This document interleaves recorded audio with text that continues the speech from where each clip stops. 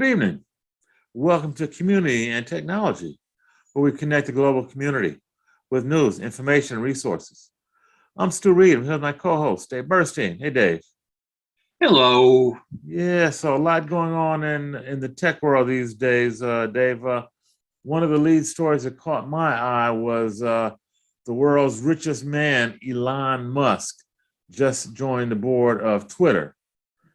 And one of the missions that he's talking about is decentralizing the control of Twitter so that the algorithms that control what you see and what gets in front of you are more under your control, the user's control, than centralized corporate control.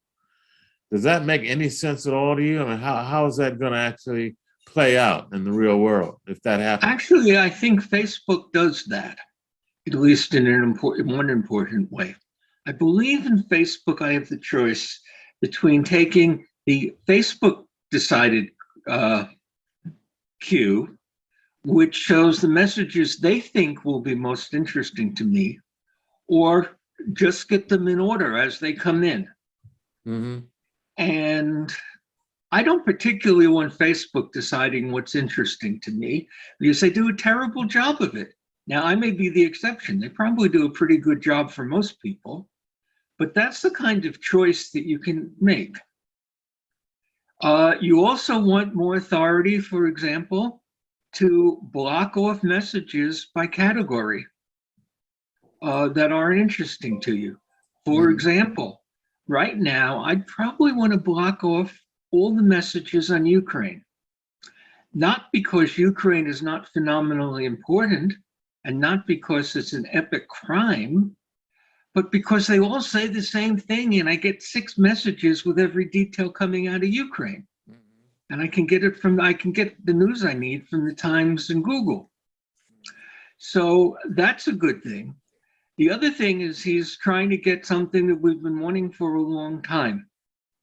We all make mistakes, and you want to be able to edit them. You can't on Twitter.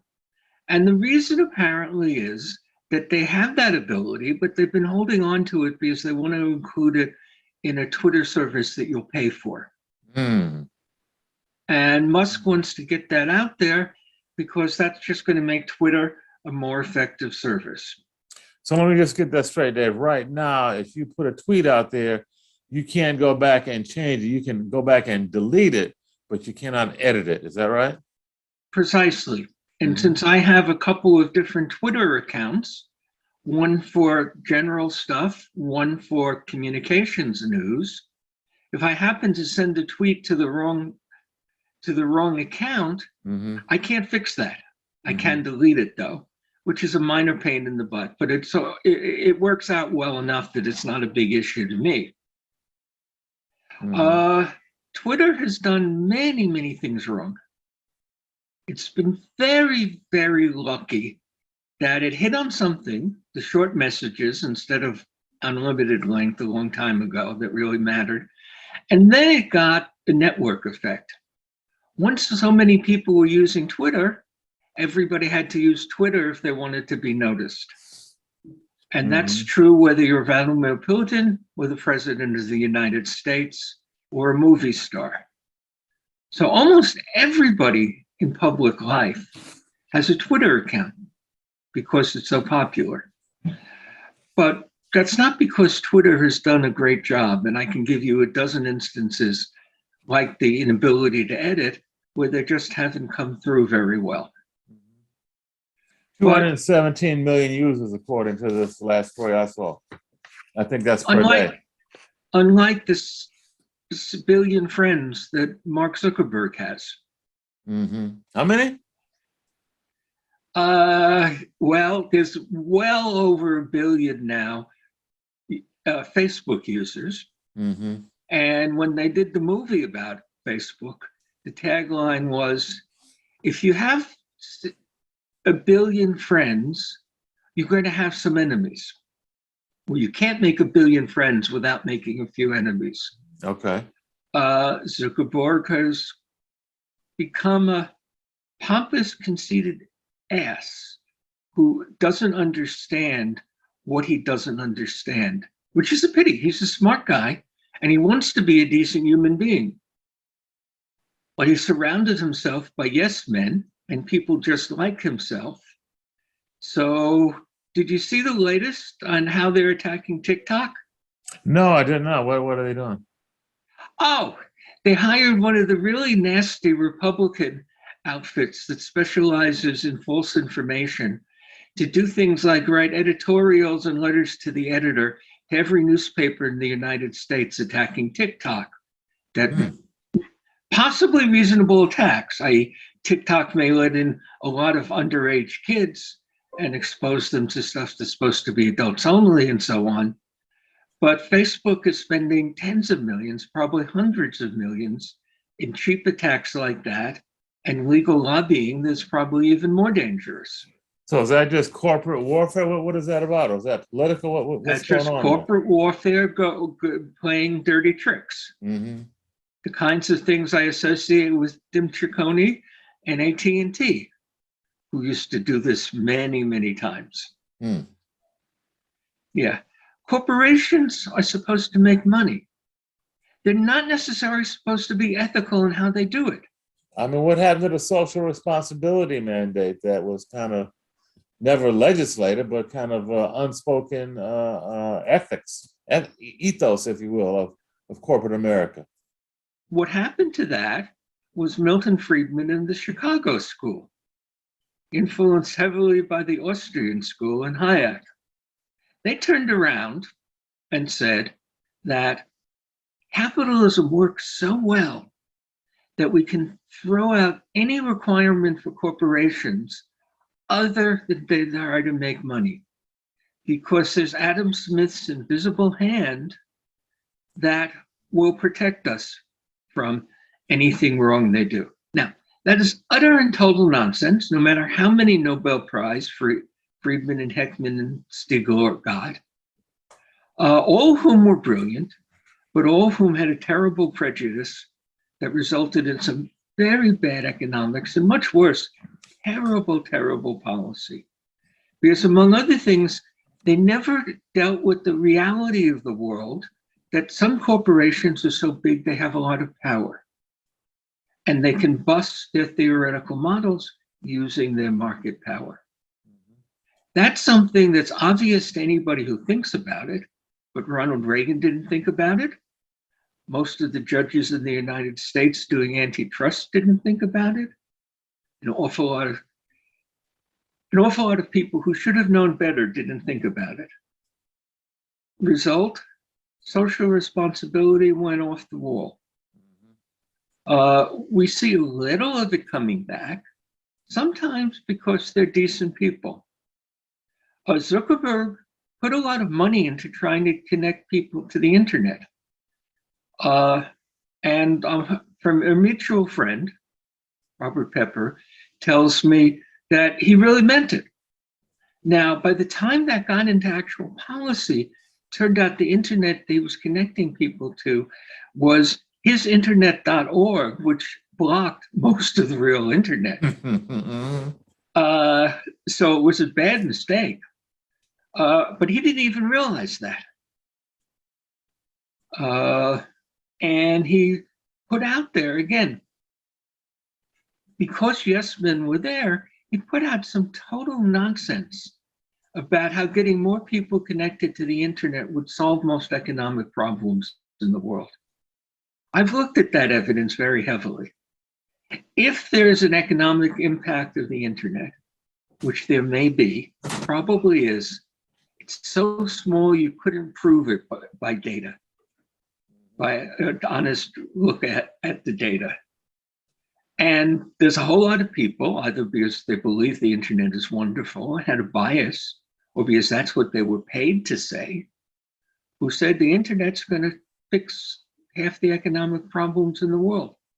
One of the outfits that was paid to say that was paid by Facebook. And then Facebook went and quoted that outside independent expert saying the internet is going to change the economics of the world. You see that again and again, and it's really horrifying. Yeah. Well, it certainly changed the political warfare that we see going on. I want to go back to Twitter for just a minute and get your take. In addition to Musk joining the board of Twitter, there was also a story today about Twitter stiffening its moderation policies in response to the war in Ukraine and coming down. You mean they're making it more biased? Yes, but with the caveat, more biased against state-run Twitter feeds where the state is involved in warfare and where the state is limiting internet access within their country. That's the parenthetical caveat that they are invoking. I wonder what your take is on that, and can they even do that realistically? Yeah, they can do it. Some. I probably share Twitter's bias. I think that thousands or tens of people being killed in Ukraine unnecessarily is a war crime. Mm-hmm. It is one of the most horrendous things that has happened in the last few years. And it's probably the most horrendous thing that has happened in Europe in 60 years, with the possible exception of Serbia and Bosnia.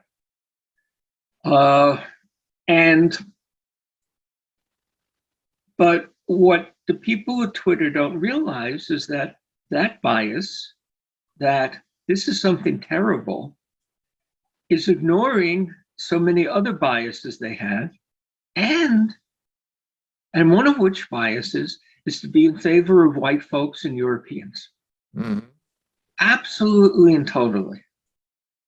There's 2 orders of magnitude difference between the number of people killed in the Syria war, which was essentially created with billions, tens of billions of dollars from the United States and Saudi Arabia, and the number of people in Ukraine. Killing 10,000 people is unacceptable. The fact that somebody else is killing 500,000 people doesn't make it less acceptable or different. Yeah, I would agree with that, Dave, but I would also just echo that most of major media, at least in this country, is guilty of the very same crime. When it's white folks that look like the folks that are running the media that are getting killed and slaughtered, it's like, oh my God, front page. But when it's Black and brown folks, it often barely gets a mention. And everybody in the media knows this. It's everybody who thinks.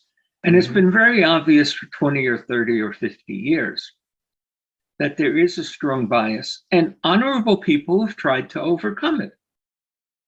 The New York Times for the last 20 years has tried to find reporters who are not afraid to go north of 96th Street.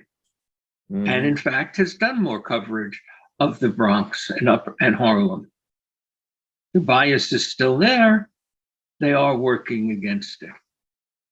But bias can be very, very strong. Yeah. And one of the things the psychologists have learned, and really shocked me, is the smarter you are, the more likely to believe you are right and not accept your own bias. So that the things that, Donald Trump is not stupid. He's not particularly intelligent by my standards. I've got a lot of friends who were Stanford and Ivy League professors and things like that. But he's not stupid. But so many of the things he says are stupid. And he says he's a genius, and he believes he's a genius. And therefore, it's harder for him, just as it's harder for me, to recognize our own biases. Mm-hmm. Now, my job as a journalist is to find those biases and overcome them and report as close to the truth as I can despite my biases. That's actually hard to do. Yeah. It highlights something you were saying earlier. I'm not sure who you're talking about, Dave, but you're talking about, Zuckerberg. He doesn't know what he doesn't know. And to me, that's the real mark of intelligence, is to understand that you don't know everything and to know a little bit about what you don't know, at least to be aware of what you don't know. That at least opens your mind. It should be, but it turns out, and the psychologists have looked at this very hard the last 20 or 30 years, and I've seen numerous primary studies or reports from primary studies that said the opposite. Mm-hmm. That people who are intelligent by all the conventional methods of intelligence are actually worse at knowing themselves, no matter what Socrates said a long time ago. Is that what you call confirmation bias, Dave? Confirmation bias is one of the strongest pieces of that. Mm-hmm. That it's hard for a human being to see and hear anything that doesn't confirm what they already believe. And that's a terribly strong thing. In fact, let me bring that back to technology. There are a certain number of people, about 4% of the United States, who are unserved except by satellite, who can't get a decent internet connection. It's unclear whether that number is 3% or 6%. It's going down very rapidly, which means people using older numbers are making mistakes. But the people who think the internet is wonderful and we should get it to everybody, combined with people who have a financial interest in having government pay them to get the internet to everybody, have convinced most of the world, or most of the people who think about these issues, that there's really a big problem. And you have things like the Washington Post saying that no, it's not 3% or 6%, it's 15%. Where did the 15% number come from? An incompetent outfit that does some broadband mapping called Broadband Now, that came out with that number, which I knew was totally wrong from the beginning, and he even told the Washington Post reporter that it was error and pointed out to that Washington Post reporter why. But the Washington Post reporter didn't want to hear that. He knew that there was a terrible problem with people who weren't being covered. And hence, when some press release came that said 15% weren't covered, if 15% weren't covered, the heads of every major cable company in the United States would go to jail for lying to the FCC in financial statements. Mm-hmm. So would any analyst who's looked at it. So would some very careful FCC mapping programs. And Dave, let me just clarify for our listeners, what you're talking about is access to the internet. Is it in your area? Can you get it if you can afford it or if you want it? Not do you actually have it, but is it available? Correct? Right. Mm-hmm. And Microsoft has also been, and then there's the question of what are the speeds? And that just came up again. You almost couldn't buy cable equipment that doesn't deliver at least 100 megabits. And cable covers at least 90, probably more like 94% of the United States.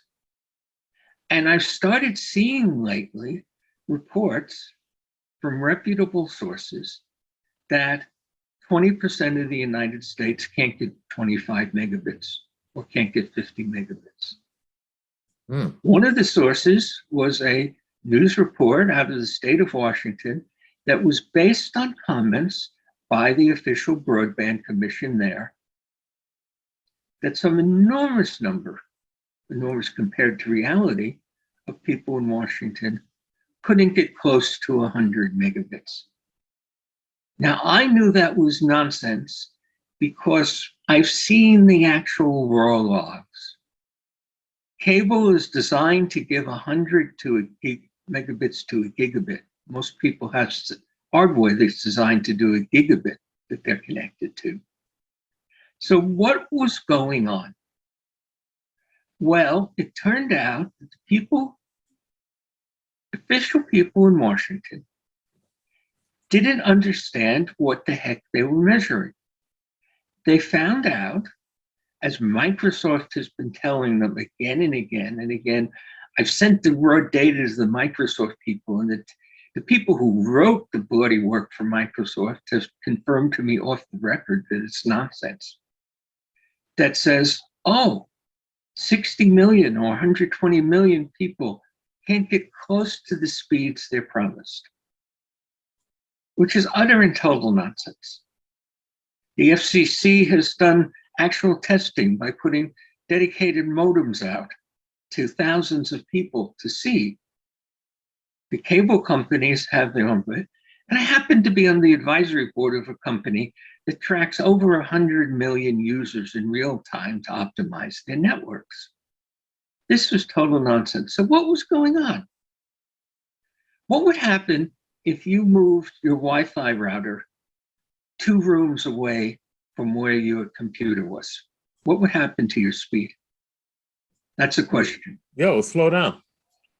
Yeah. And that's what was going on. Really? They weren't measuring the speed of the broadband.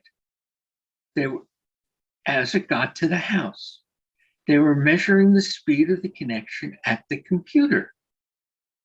And nearly all the slowdowns were bad Wi-Fi in the house, which I knew because I had been working with the company that does the tracking for at least 3 out of 4 of the problems that people think of broadband are actually bad Wi-Fi. This Wi-Fi doesn't work nearly as well as most people think, and a lot of walls really tear it down. You literally can lose 90% if you're on the other side of certain walls in the next room. And the state of Washington turned around and said, we have this enormous broadband problem. People aren't getting the 100 meg that we want to give them, which is a good thing to give them. It's not necessary, 50 would be enough, but giving 100 is a good thing because they're working with garbage data, and out of garbage data comes garbage out. And Microsoft is doing the same thing in Washington to convince people. Now, Microsoft is not doing it because they're trying to attack broadband providers. Microsoft, at the highest level, well, the second highest level, the number 2 or 3 guy in the company, 10 years ago, came to the conclusion, and everybody in the company agreed, that if more people had better internet connections, they'd use more Microsoft products. So they told their Washington people, encourage the government to make sure we have better connections. And their Washington people, and I'll name their president, which is just the fancy name for the chief lobbyist, the CEO runs the company, Brad Smith, to put everything he had into proving that people's internet connection was much worse than they actually were. And this is coming up again and again. Much of it comes from well-meaning people who want to bring a better internet to people.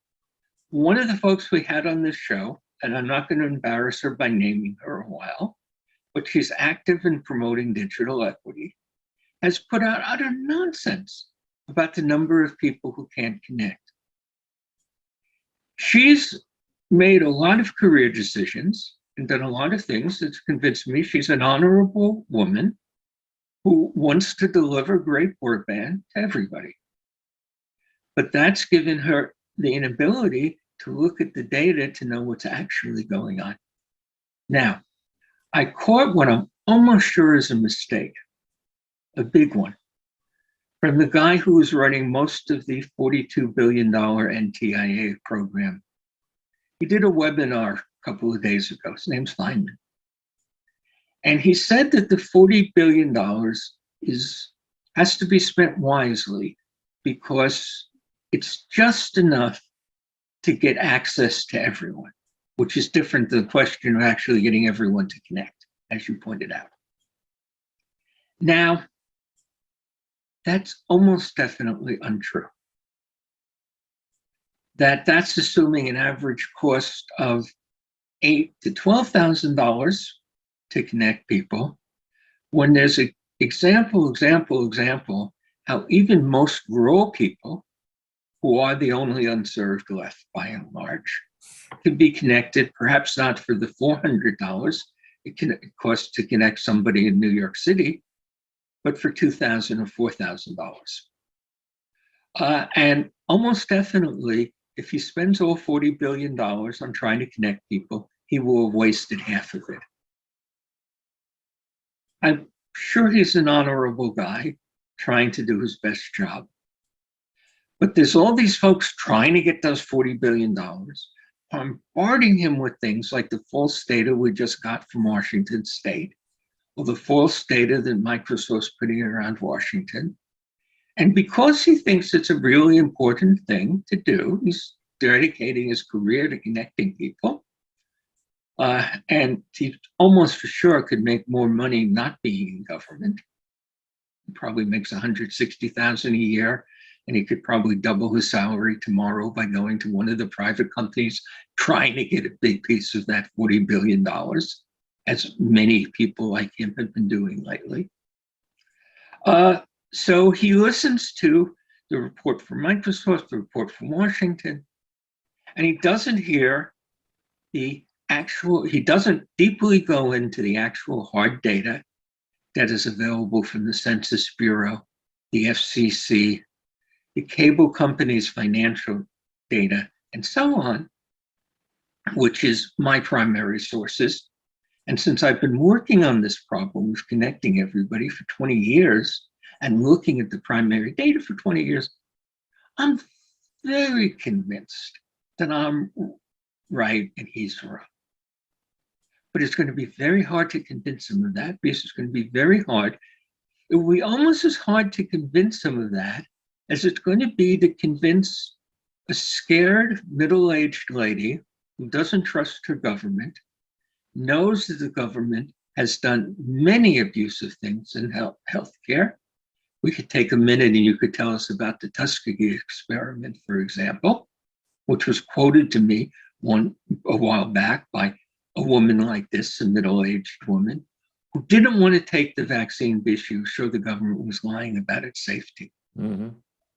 And we know, because it's been clear for 6 months to anybody who looks at the data competently, that it is much safer to get a vaccine than not to.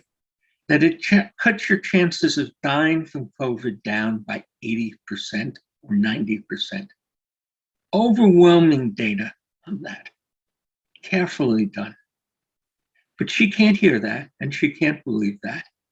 And the folks who think that they have to spend $40 billion to solve this broadband problem can't see the data on what it should really cost, based on things like how much AT&T and Verizon are spending to connect people in similar rural areas. And they see, and it overwhelms them, the data that's false in the first place. And I assure you why we think, you and I, who are progressive, that there's an enormous amount of misinformation and fake information being put out by the right wing in this country and ex-President Trump. Many of the smartest, most dedicated, honorable, progressive people are putting out really bad data as well, because these are problems that all human beings have. Hard to believe the reality, usually believe what you thought in the first place, confirmation bias. Mm-hmm. Usually believe something over-optimistic, which is one of the reasons people continue going gambling, even though we know the house always wins in the long run, because they think they're going to be the exception. Those things are in our genes, actually. Mm-hmm. And in fact, they do evolutionary analysis of where they came from. That thinking that if you just go out for another hour, you're actually going to catch that deer and hence not starve to death, encourages a primitive hunter, as our people were not that long ago, to go, despite exhaustion, another hour trying to catch the deer, not starve to death. hence more likely to survive, hence more likely to pass on the genes, and hence passing on this trait of being overly optimistic. That's an optimism bias, different from confirmation bias, but they work quite well with each other. Mhm. But I think we have time to take a break now, so stop me from Yes. pontificating. Okay. All right. Well, you're listening to Dave Burstein and Stu Reed on Community and Technology on WHCR 90.3 FM, the voice of Harlem. We're going to take a quick musical break and be right back with more Tech Talk. So stay tuned.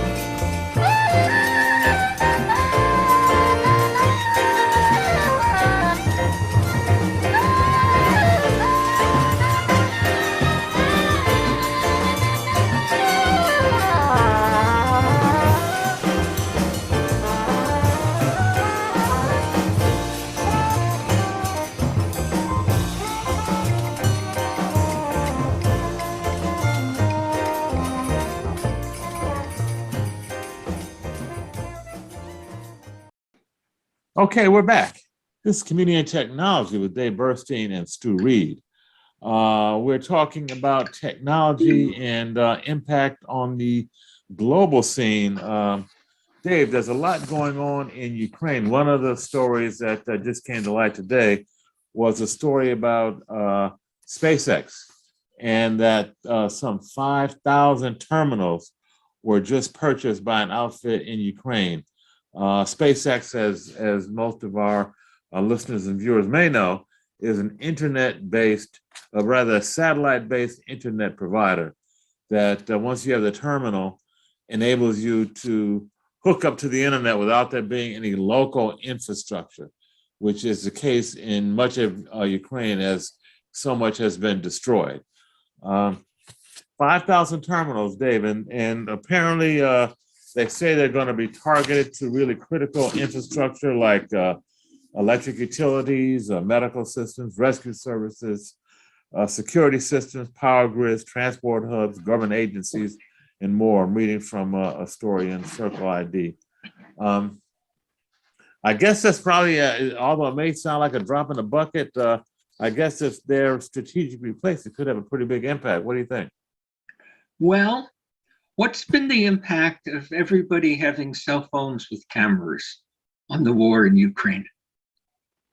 Tremendous. I mean, we got all kind of images. I mean, you and I are old enough to remember, Dave, when the Vietnam War, and we started seeing images from film that was processed quickly and put on the news, and how that really started to impact public opinion in the United States against the war.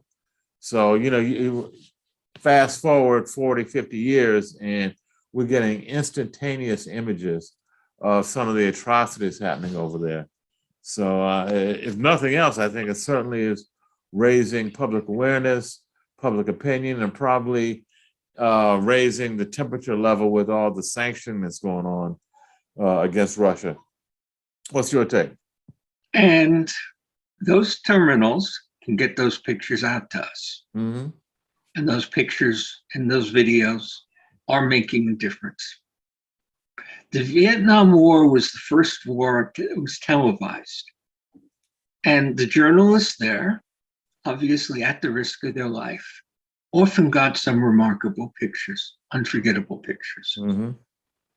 But today, anyone with a cell phone can get a video. And we're getting so many every day out of Ukraine. Only the most dramatic get noticed. And some of the horrible things that are going on, nobody even notices. And that's a function of cell phones and connectivity. Now, is it right for the United States to decide what everybody should see on the internet? In this case, I think it's a good thing that people are seeing the truth, that what's going on in Ukraine is a crime. I think it's also a crime, also incompetence on the part of journalists that leads to misinformation and distortion, not to remind folks that the Ukraine government was put in by a coup led by the United States about 8 years ago, when actually a pro-Soviet prime minister was in charge and the United States wanted to get rid of him. Actually, we're not getting the pictures of the atrocities committed by our people in Sudan, in Yemen, and in, for that matter, Saudi Arabia itself, by and large. And that's a bias that is purely racist and are identifying with the people in Ukraine because they look like most of us. So true. So yes, getting that communication in there matters. In the long run, there's a different question though. Should Mark Zuckerberg's idea of what's right for the world get to everybody in South Africa, India, and China? Well, it's impractical by and large to shoot down a satellite. So what Mark Zuckerberg's Facebook puts up on Elon Musk's satellites is going to get everywhere, that they can put up a little antenna on the roof, which people have done despite it being highly illegal in countries like China to do it. And that gives an enormous power to whoever controls those satellites. Thank you. So censorship is a big thing. But I don't have anything else to say on this because it's pretty obvious what's going on. Let's grab another story. Mm-hmm. Okay, well, I saw a piece that got my attention about Canada introducing a bill to require the online giants, Facebook and some of the other social media organizations that have links to news stories to actually pay the news outlets that have gathered the stories some sort of revenue. In Canada, as in much of the world, print media is in crisis and is dying.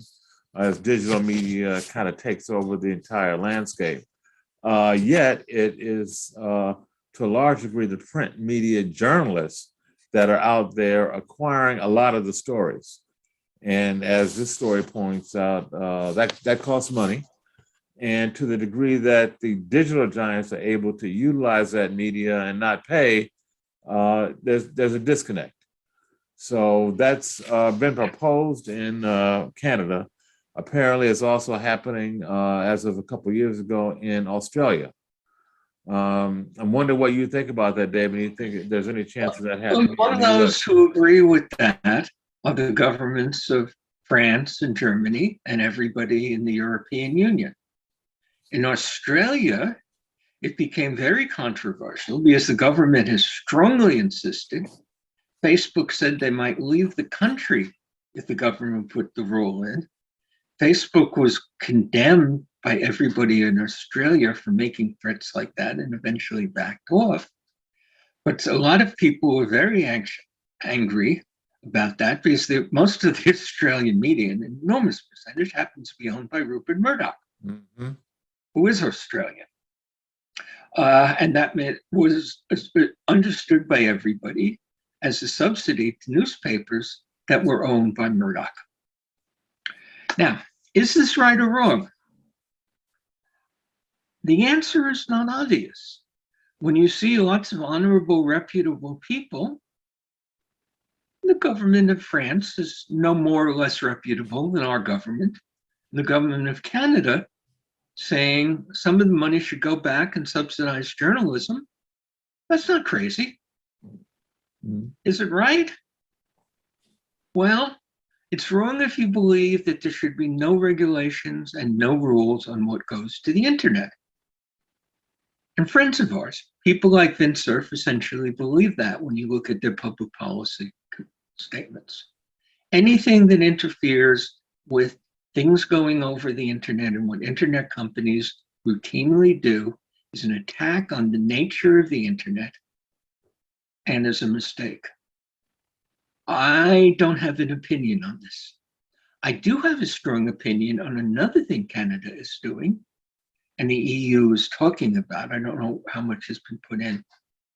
Canada for many years has required anybody selling television or movies in Canada to have a certain percent of Canadian content. That keeps the Canadian TV and film industry alive because they couldn't compete with the United States, especially in the majority of Canada that is English speaking. And in general, TV stations and movies around the world have a terrible time competing with Hollywood. Is that because Hollywood is so much better at producing TV? Well, maybe it is because it has so much more money to do it with. The budget for an hour TV show on major networks in the US is $2 to $10 million. On a Canadian network, it's probably a tenth of that. The result, by and large, the American shows are better produced and of higher quality. Not always. We've seen some good shows coming. We've seen some great movies coming out of France and Italy, for example. But France and Italy and Canada have been struggling for 50 years, more than that actually, since the talkies came in 1928, to keep their own film and ultimately TV businesses alive in competition with the much better funded Hollywood shows. In addition to which, Hollywood traditionally made its money by playing the shows in the United States. More than half of the movie revenue in the world came in the United States. That's no longer true. China is actually passing us and is building up an indigenous film industry finally. But therefore, they could sell it at whatever price would knock out the local competition in Belgium or in Canada or in Australia, because it was already paid for by this revenue in the United States. So, is it reasonable for Canada to say that Netflix should have 20% Canadian content on what they show in Canada? I tend to think so. If Yeah. it's not a crazy rule, there's every good reason for Canada to have a different culture than the United States. I would agree. I would agree with you, David. If I could just add a footnote, I remember some while ago I was at an international film and television conference in Europe, and I was so startled that the biggest sellers of TV and film product for the African markets were U.S. television products, Sure. and not the highbrow stuff. You know, the action adventure, the cop shows, and what struck me, and it's still so today, we're not just talking about cutting out the local entrepreneurs and local film and TV industry from being able to participate economically. We're also talking about, to some degree, cultural genocide. That's how I look at it anyway.